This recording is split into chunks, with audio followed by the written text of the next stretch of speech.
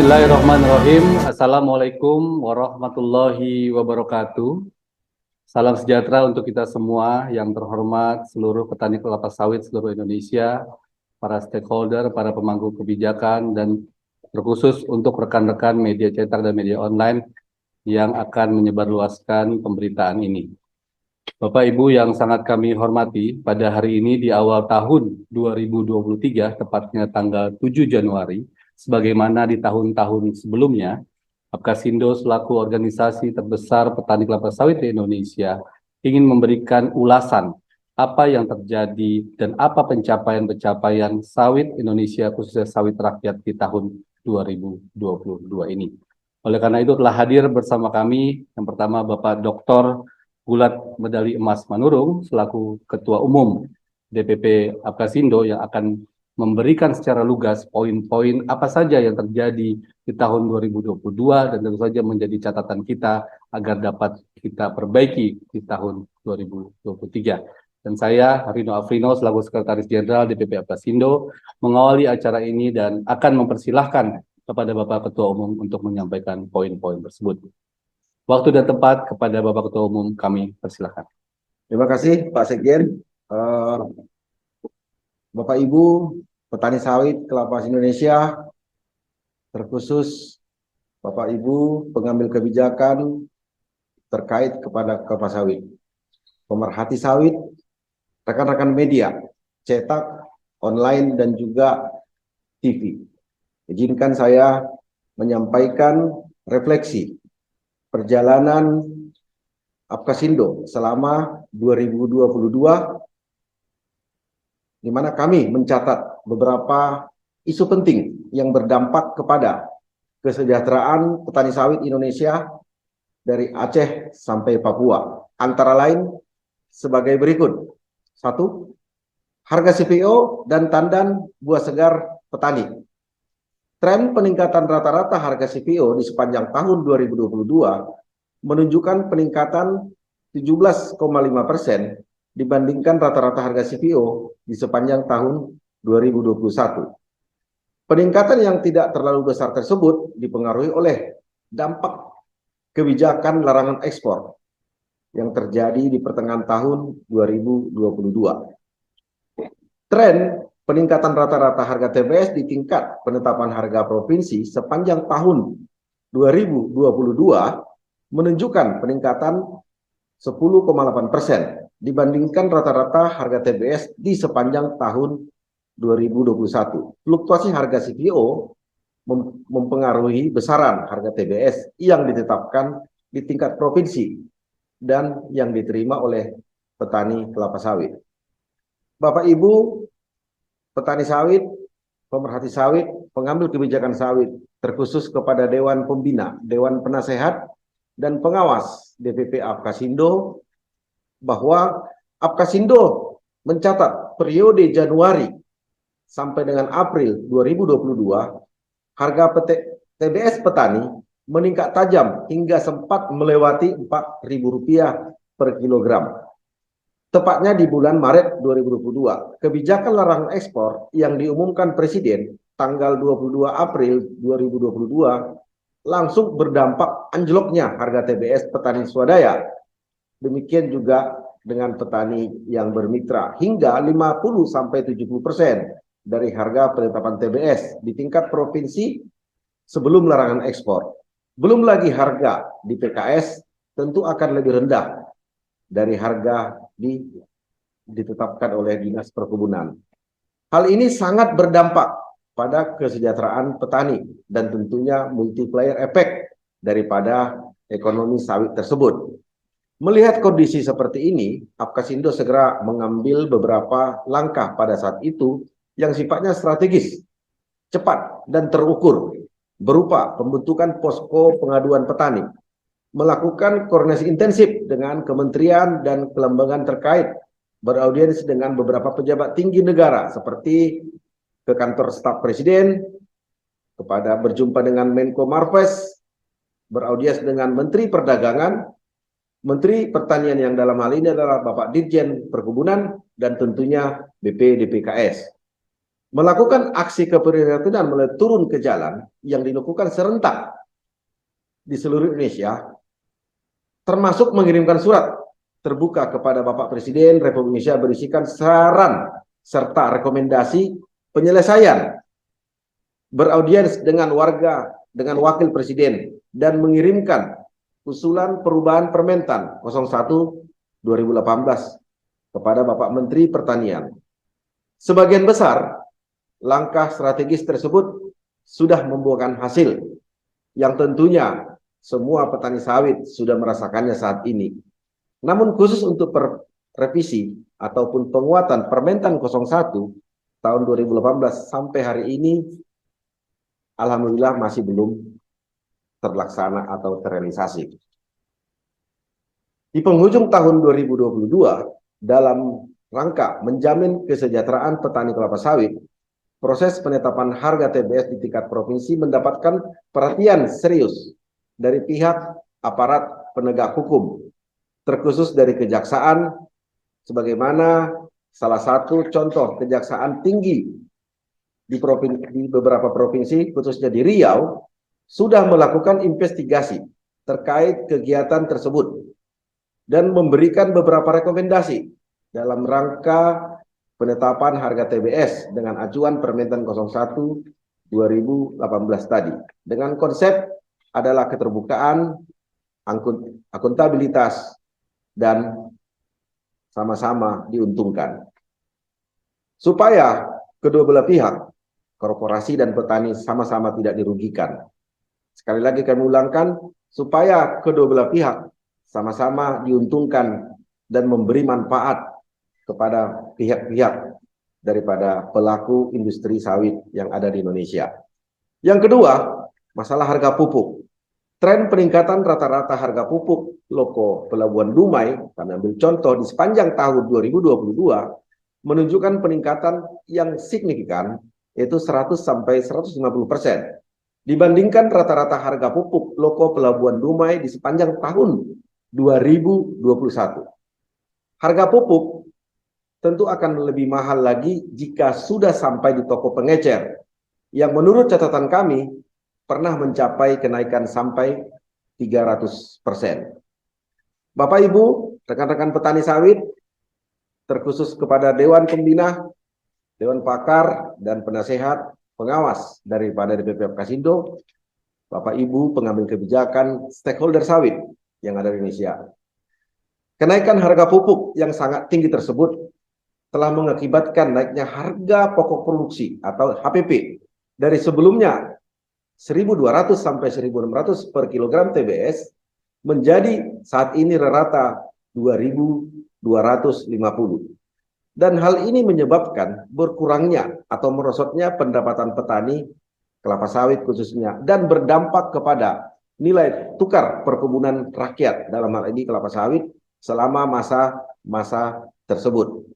Dampak lain dari harga pupuk yang tinggi menyebabkan banyak beredarnya pupuk palsu atau pupuk yang tidak sesuai dengan kandungan dan kebutuhan dari tanaman kelapa sawit yang nyaris selama ini tidak termonitor oleh pihak terkait, sehingga petani sawit banyak yang tertipu, terjebak dengan harga murah dan merek pupuk yang tidak terdaftar di dinas atau instansi terkait.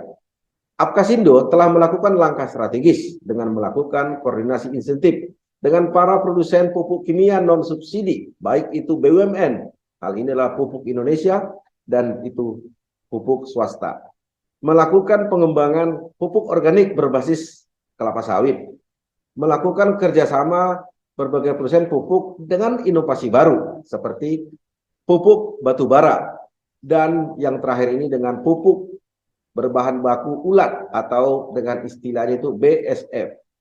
Yang ketiga, Bapak Ibu, penyelesaian legalitas kebun sawit rakyat, bahwa Apkasindo sepanjang tahun 2022 telah melakukan upaya supaya program daripada penyelesaian legalitas kebun rakyat ini dapat segera operasional melalui Undang-Undang Cipta Kerja beserta turunannya, di mana kami telah melihat dan mencari solusi bagaimana peta jalan dalam resolusi penyelesaian 3,3 juta hektar lahan sawit dalam kawasan hutan. Namun Apkasindo mencatat bahwa progresnya sangat lambat dan melalui prosedur birokrasi yang cukup panjang, sehingga contohnya Provinsi Riau misalnya yang memiliki sawit dalam kawasan hutan 1,8 juta hektar baru sekitar 240.000 hektar atau 14% yang terdata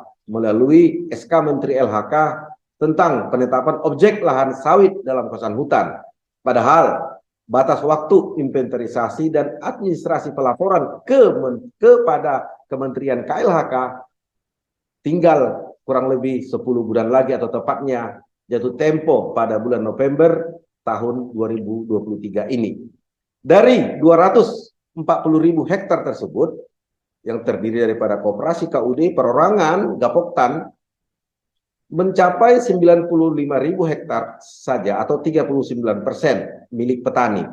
Artinya dari 240.000 hektar itu 39% diantaranya adalah milik atau dikelola oleh petani sawit. Padahal tercatat perkebunan sawit rakyat mencapai 1,6 juta hektar dari 1,8 juta hektar yang berada dalam kawasan hutan di Provinsi Riau. Artinya dominansi itu ternyata adalah petani sawit yang terjebak dalam kawasan hutan. Hal ini terjadi karena ketidaktahuan dan ketidakmampuan petani mengikuti proses pengajuan penyelesaian sawit yang diklaim dalam kawasan hutan melalui UUCK, di mana harus memenuhi persyaratan yang cukup panjang, sulit dikerjakan oleh seorang atau selevel petani sawit, karena harus membuat titik koordinat poligon sesuai surat tanah, informasi kawasan atau status kawasan melalui peta-peta yang pernah ada, penyediaan peta citra satelit dengan resolusi tinggi, dan foto udara kebun pada saat tahun ditanam. Artinya foto itu dibutuhkan untuk mengidentifikasi sebelum ditanam apa vegetasinya. Kalau ditanamnya tahun 2000, maka harus dicari foto udara resolusi tinggi tahun 2000. Tentu ini bukan pekerjaan mudah untuk level kami sebagai petani sawit. Namun demikian, Apkasindo tidak pernah menyerah melalui jejaring dan anggotanya yang tersebar dari Aceh sampai Papua di 22 provinsi yang ada di Indonesia. Kami selalu berperan aktif mendorong petani-petani kami yang tersebar di 22 provinsi untuk dapat mengikuti proses legalisasi lahan ini dengan melakukan pendampingan dan berkomunikasi intens dengan pihak terkait, baik di pihak gubernur, bupati, BPKH, ATR BPN, sampai kepada Kementerian LHK. Dan alhamdulillah, komunikasi yang sudah kami bangun sangat baik terjalin dengan pihak-pihak terkait tersebut. Legalitas lahan ini bersentuhan langsung ke semua sektor, terkhusus sertifikasi ISPO, sebagaimana diarahkan oleh Bapak Presiden melalui Rencana Aksi Nasional Kelapa Sawit Berkelanjutan tahun 2019. Dan yang kedua, bahwa legalitas ini berhubungan langsung dengan PSR. Sebagaimana kita ketahui bahwa PSR adalah program daripada Presiden, atau owner daripada PSR itu adalah Bapak Presiden Jokowi. Oleh karena itu, jika lahan dalam kawasan hutan, maka ISPO dan PSR bukan merupakan harapan kami di hari kemudian. Untuk itu, kami berharap Bapak Ibu yang terkait dengan penyelesaian itu dapat membantu kami untuk lebih cepat mencapai target yang tidak lama lagi masa berlakunya itu atau jatuh tempo pada bulan November tahun 2023 ini. Sebagai contoh, Apkasindo dalam mendorong penyelesaian membantu rekan-rekan petani sawit, yaitu melalui penyelesaian petani-petani dengan kami bagi klasternya, dari yang bersertifikat, tidak bersertifikat, atau tumpang tindih dengan izin-izin HGU yang sudah dilepaskan oleh pemerintah kepada perusahaan, atau juga kepada petani yang sudah melakukan aktivitas budidaya dalam waktu yang cukup panjang. Apkasindo hadir dalam menyelesaikan lahan tersebut. Namun masih banyak yang masih belum tercapai, karena memang faktanya petani sawit tidak mempunyai dana dan keahlian untuk menyelesaikan tersebut. Oleh karena itu, Bapak Ibu, terkhusus dari KLHK, aparat hukum untuk dapat memahami ini sebagai proses yang harus kami lalui, dan kami juga memahami bahwa kebijakan yang dilakukan oleh pemerintah berlaku umum kepada semua warga negara Indonesia. Dan kami petani sawit adalah warga yang harus patuh kepada hal-hal yang sudah ditetapkan. Keempat, program Badan Pengelola Dana Perkebunan Kelapa Sawit atau BPDPKS. Program-program tersebut yang kami coba refleksi pada saat ini adalah PSR atau Peremajaan Sawit Rakyat. Realisasi program Peremajaan Sawit Rakyat di tahun 2022 mencapai titik yang terendah dibandingkan tahun-tahun sebelumnya. Berdasarkan tabulasi Sekretariat DPP Apkasindo, tercatat usulan PSR tahun 2022 yang mendapatkan rekontek dari Dirjen Perkebunan sekitar 17.908 hektar atau hanya 9,8% dari total target 2022 180.000 hektar. Beberapa provinsi bahkan gagal atau 0% yang ikut program PSR. Seperti misalnya Provinsi Riau yang merupakan provinsi terluas perkebunan sawit di Indonesia. Provinsi Bengkulu, Banten, Kalimantan Selatan, Kalimantan Tengah, Kalimantan Utara, Sulawesi Tengah, Sulawesi Barat, Gorontalo, Papua Barat, dan Papua. Semua provinsi ini menurut catatan kami 0% capaian PSR di 2022. Penyebab utamanya adalah lambannya birokrasi dan peraturan Menteri Pertanian, terkhusus Peraturan Menteri Nomor 3 Tahun 2022 yang membidangi tentang PSR, itu pada bab 4. Apkasindo mencatat bahwa semenjak posisi Dirjen Perkebunan kosong, terhitung mulai bulan Mei 2001 sampai Juli 2022, sehubungan dengan Bapak Dr. Kasdi diangkat menjadi Sekretaris Jenderal Kementerian Pertanian, tercatat realisasi PSR mulai tahun 2021 menurun tajam dibanding tahun 2020 dan 2019.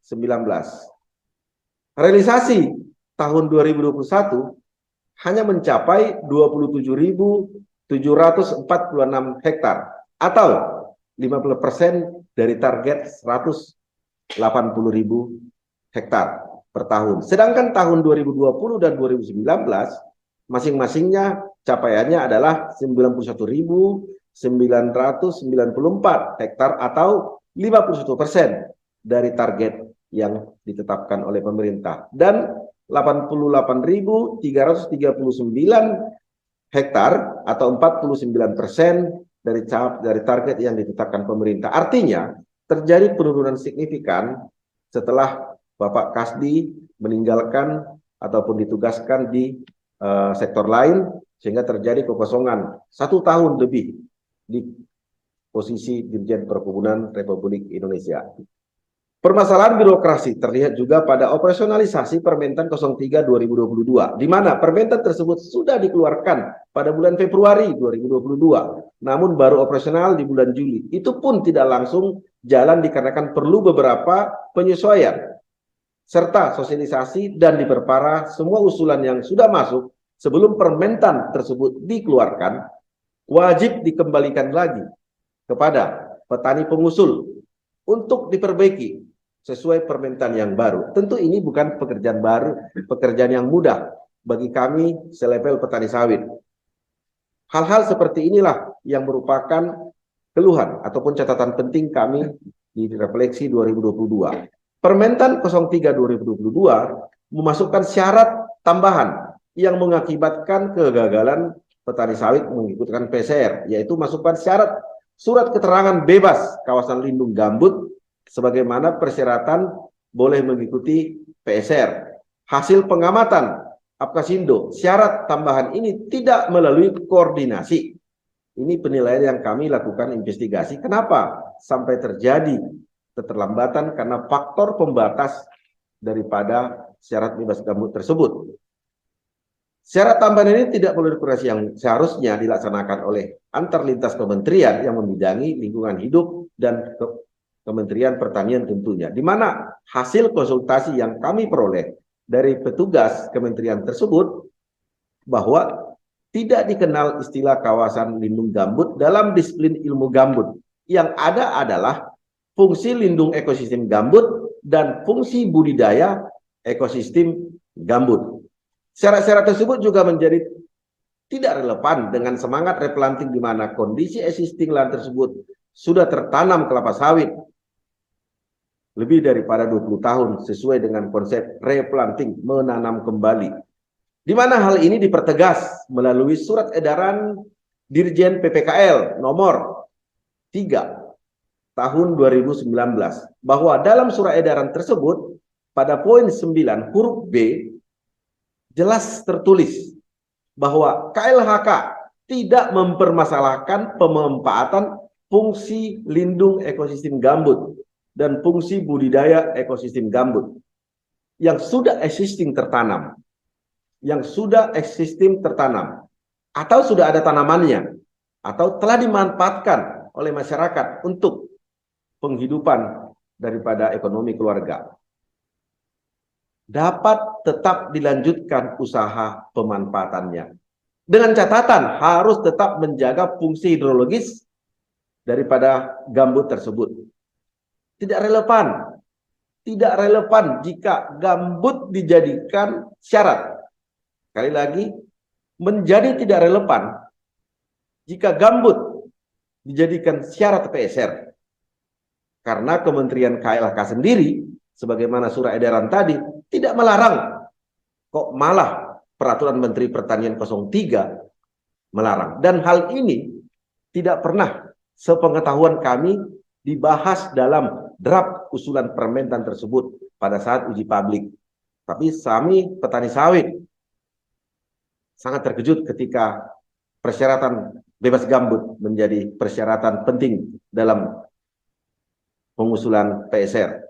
Di sisi lain juga timbul kebingungan, kegaduhan oleh para petani sawit di provinsi yang tidak memiliki lahan gambut seperti di Sulawesi Selatan misalnya. Tetapi mereka tetap dipersyaratkan mendapatkan surat keterangan tersebut sebagaimana persyaratan aplikasi PSR online. Padahal sudah diterbitkan surat Dirjen Perkebunan Kepala Dinas membidangi perkebunan Indonesia nomor 1657 tentang surat keterangan tidak berada dalam kawasan lindung gambut seperti contoh Provinsi Sulawesi Selatan tadi. Petani masih sampai berbulan-bulan menunggu surat keterangan tersebut karena memang pada awalnya menurut catatan yang kami dapat Kementerian KLHK atau Ditjen PPKL kebingungan format surat yang bagaimana yang diinginkan oleh Kementerian Pertanian sebagaimana diatur melalui Permentan 03 tahun 2022. Namun setelah mereka memahami tujuannya, sudah ada beberapa yang terbit surat rekomendasi tersebut meskipun harus menunggu rata-rata 3 sampai 4 bulan. Terkait pihak aparat penegak hukum, nah ini sangat penting. Kenapa APH kami masukkan sebagai faktor yang ikut memperlambat daripada capaian PSR 2022 yang lalu? Terkait kepada APH, sesungguhnya Bapak Menko Perekonomian, Bapak Airlangga, pada tanggal 24 Juni tahun 2021 telah mengirimkan surat kepada Kapolri dan Jaksa Agung perihal dukungan percepatan program PSR sebagai program strategis daripada Bapak Presiden. Tujuan surat tersebut jelas, supaya saling mengetahui program-program mana yang memang harus segera dituntaskan, tentunya dengan tetap mengacu kepada aturan yang ada. Akan tetapi sampai saat ini kami masih melihat dengan intens pihak aparat penegak hukum, dalam hal ini kejaksaan dan kepolisian, tetap melakukan pemeriksaan pelaksanaan PSR petani sawit yang dilaksanakan rekan-rekan kami dari Aceh sampai Papua. Baik yang sudah berhasil melalui tahapan PSR, yaitu dari P0, P1, P2, P3, itu rata-rata 3 tahun masa pengerjaannya, maupun yang sedang proses mengerjakan PSR. Artinya yang sudah selesai juga termasuk objek daripada pemeriksaan daripada aparat hukum. Tentu ini Tentu ini akan sangat berat bagi kami, karena ini akan menjadi simetris dan sinergis, memperlambat proses. Hasil pengamatan kami, hal ini sangat mengganggu konsentrasi petani sawit, menuntaskan tahapan pelaksanaan PSR, dan berdampak secara fisiologis terhadap petani calon peserta PSR. Dan tidak sedikit petani sawit calon peserta PSR yang menarik diri atau membatalkan diri karena trauma melihat rekan-rekannya bolak-balik dipanggil oleh aparat penegak hukum. Bahkan ada yang sudah 2 tahun, bahkan ada yang sudah 2 tahun, ya, bahkan ada yang sudah 2 tahun di BAP yang tidak selesai-selesainya. BAP tidak berkesudahan, seperti contoh PSR di Provinsi Aceh, salah satu KUD daripada teman kami di Provinsi Aceh. Padahal hasil investigasi kami 3 bulan lalu langsung ke titik lokasi PSR tersebut di Provinsi Aceh. PSR tersebut justru menjadi teladan nasional karena hasilnya cukup bagus dan kearifan lokal sangat dikedepankan di KUD tersebut, sehingga masyarakat di sana semuanya merasakan manfaat dari dana PSR tersebut. Apkasindo sudah melakukan komunikasi ke aparat penegak hukum di beberapa provinsi, namun hasilnya masih belum memuaskan. Terbukti dari semakin intensnya aparat penegak hukum. Kami bersepakat kalau memang ada pelanggaran atau dikorupsi, silakan. Tetapi jika hanya masalah administrasi yang dilakukan petani sawit ada kehilapan atau absen, itu tidak menjadi bahan untuk di BAP untuk selanjutnya. Sebaiknya diserahkan kepada dinas instansi terkait supaya dilakukan penyempurnaan. Untuk itu Apkasindo menyarankan supaya Kementerian Pertanian dan BPDPKS di bawah koordinasi Bapak Menteri Kemenko Perekonomian supaya segera melakukan koordinasi atau pertemuan untuk mencari resolusi lebih lanjut, sehingga ke depan di tahun 2023 ini tidak menjadi momok yang menakutkan apabila petani mengikuti PSR akan menjadi bahan ataupun objek daripada pemeriksaan aparat penegak hukum. Untuk itu mohon kerjasama kepada Bapak Ibu yang kami hormati, yang kami banggakan dari Bapak Kapolri dan Bapak Jaksa Agung. Mohon supaya dilakukan koordinasi kepada aparat yang di bawah dari Pak Kapolri dan aparat yang di bawah daripada Jaksa Agung supaya menjelaskan bahwa PSR itu adalah dana untuk replanting yang tidak berasal dari APBN, tetapi ada prosedur tertentu yang harus dilakukan melalui PSR. Artinya tidak wajib mengikuti tata cara penyediaan barang dan jasa yang berlaku dalam birokrasi pemerintahan. Nah, untuk itu kami dengan bangga menyampaikan ini bahwa petani sawit adalah bagian daripada percepatan pengentasan kemiskinan. Semua perlu kita menjaga, tetapi tidak dengan cara melakukan pemeriksaan yang sebenarnya tidak perlu diperiksa. Oleh karena itu, Apkasindo menyarankan supaya masalah APH ini menjadi perhatian serius dari Bapak Kemenko, Bapak Jaksa Agung, dan juga Bapak Kapolri untuk suksesnya program strategis dari Bapak Jokowi melalui meningkatkan produktivitas kebun sawit rakyat melalui replanting sebagaimana BPDPKS sudah melaksanakan beberapa waktu yang lalu. Yang ketiga, yang bagian B daripada program BPDPKS yaitu perihal sarana prasarana. B1, perlu diperhatikan permasalahannya yang terjadi pada 2 tahun terakhir, terkhusus mengenai kelangkaan minyak goreng dan tidak stabilnya harga TBS petani. Kami menilai hilirisasi TBS petani adalah solusi kedua hal tersebut. Untuk itu, pemanfaatan dana sarpras yang selalu kami soroti bahwa rendahnya serapan dana sarpras, ya, mengenai kelangkaan minyak goreng tadi, perlu segera dilakukan pemanfaatan dana sarpras tersebut untuk pendirian pabrik mini kelapa sawit, pendirian pabrik minyak goreng atau Pamigo, pendirian pabrik pupuk organik, dan pabrik minyak makan merah harus menjadi perhatian serius BPDPKS dan Kementan, di mana tercatat sepanjang tahun 2022 belum ada satupun dana sarapras BPDPKS untuk pendirian pabrik-pabrik tersebut di atas. Pembiayaan ini ada melalui dua metode, adalah pertama inisiatif daripada Kementerian atau BPDPKS, metode yang kedua adalah pengusulan dari petani sawit. Jadi kombinasi yang kedua ini akan menjadi harapan kami di tahun 2023 ini. B2, kelangkaan pupuk dan melonjaknya harga pupuk dapat diatasi dengan penyediaan pupuk yang disubsidi dari dana BPDPKS. Karena faktanya pemerintah melalui Kementerian Pertanian tidak lagi menyediakan pupuk bersubsidi kepada tanaman perkebunan termasuk kelapa sawit. Dan ini sangat urgen untuk kelembagaan, untuk menjaga penampilan ataupun meningkatkan produktivitas sawit rakyat. Karena pupuk adalah bagian penting daripada produktivitas sawit. Namun hasil pengetahuan kami, program pupuk ini sampai dengan akhir 2022 masih belum dapat dilaksanakan sebagaimana mestinya. B3, jalan dan jembatan merupakan bagian dari program Sarpras, namun realisasinya hampir dapat dikatakan nol atau 0, sekian.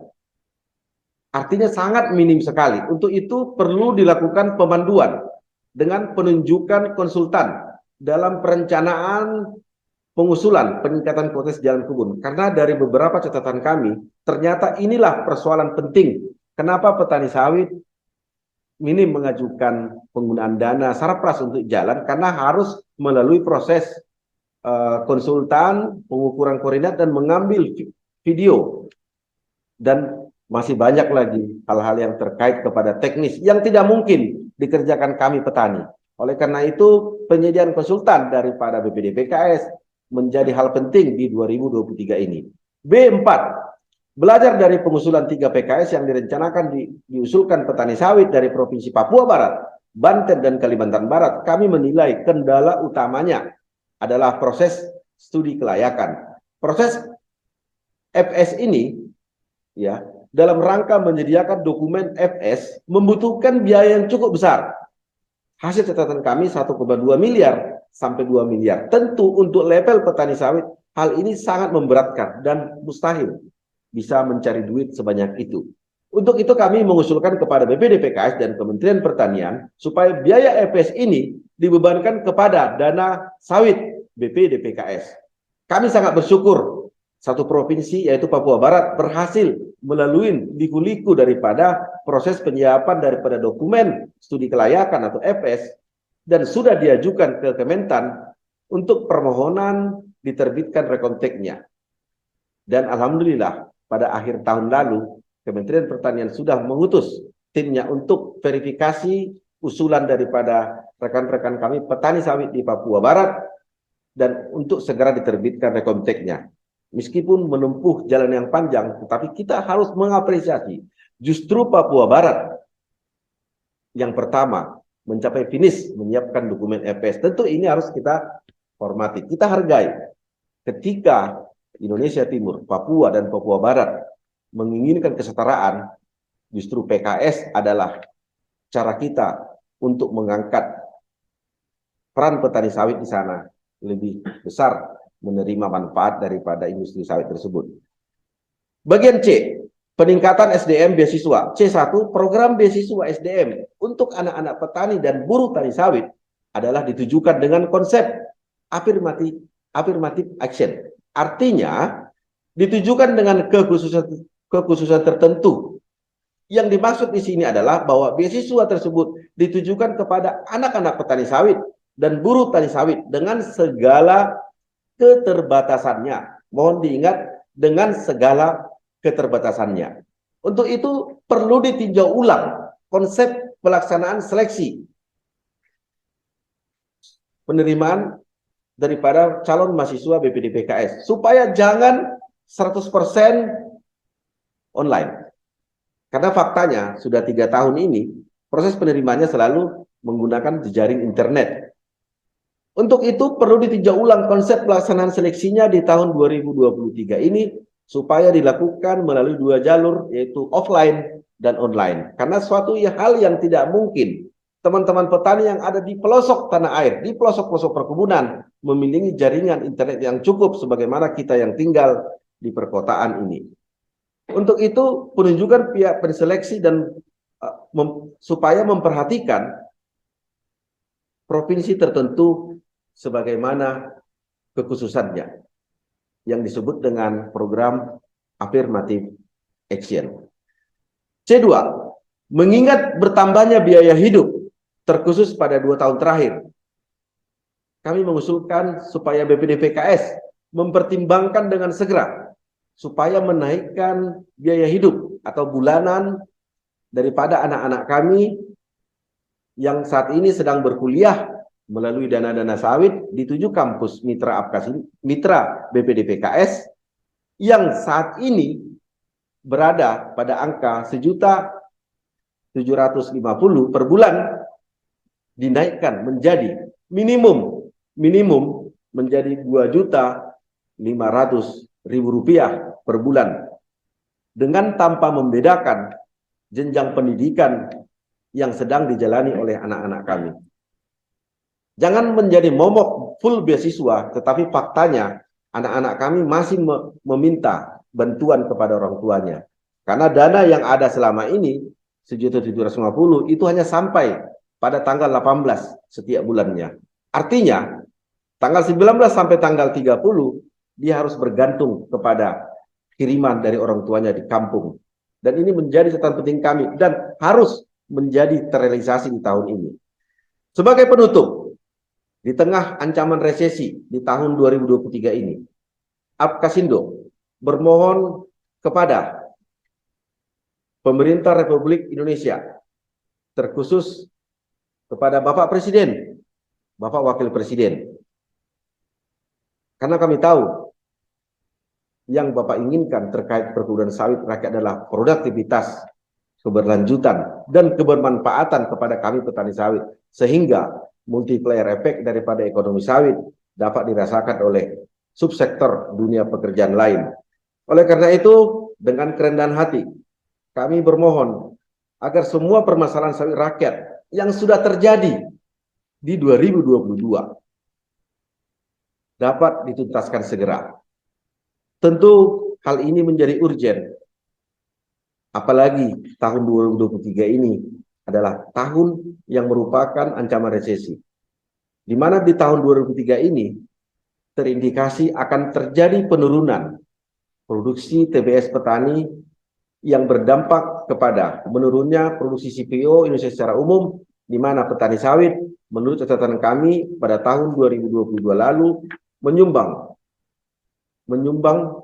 pada tahun 2021 lalu menyumbang 28% dari total CPO Indonesia, yang kami perkirakan di tahun 2023 ini akan menurun 5-11% dari total sumbangan kami CPO petani secara nasional, ditambah secara nasional. Dan ini sangat berbahaya jika tahun 2023 ini masalah ini tetap masih berlangsung. Tentu secara signifikan, secara nasional akan mempengaruhi total produksi CPO Indonesia. Demi menjamin daripada keberlangsungan daripada hal tersebut, terkhusus kesejahteraan 17 juta petani sawit, keluarganya, dan pekerja sawit, tentu tidak terlepas daripada kebaikan dan perhatian Bapak Presiden Jokowi, Bapak Wakil Presiden, dan kementerian-kementerian pembantu Bapak Presiden, supaya hal ini menjadi perhatian serius di dalam rapat kabinet yang akan dilaksanakan ataupun yang selalu dilaksanakan oleh Bapak Presiden. Demikian yang bisa saya sampaikan. Salam hormat saya terkhusus kepada Bapak Presiden Jokowi, Bapak Wakil Presiden, Bapak Menko Perekonomian, Bapak Menteri Pertanian, Bapak Menteri ATR BPN, Direktur BPDPKS, Ibu Menteri Keuangan, terkhusus yang terhormat dan yang kami banggakan dan yang kami elu-elukan, Bapak Ketua Dewan Pembina DPP Apkasindo, Bapak Jenderal TNI Muldoko, yang selalu memonitor kami 24 jam. Sesuai dengan pesan Bapak, pesan daripada seorang Ketua Dewan Pembina kami, Bapak Jenderal TNI Muldoko, supaya Asosiasi Petani Sawit tetap berguna untuk kepentingan orang banyak. Kepentingan petani sawit tentu nilai tukar petani akan menjadi multiplier efek bagi ekonomi Indonesia. Salam hormat kami, salam kemandirian energi berkelanjutan melalui biodiesel B35 yang akan di-launching Februari yang akan datang. Salam setara petani sawit Indonesia.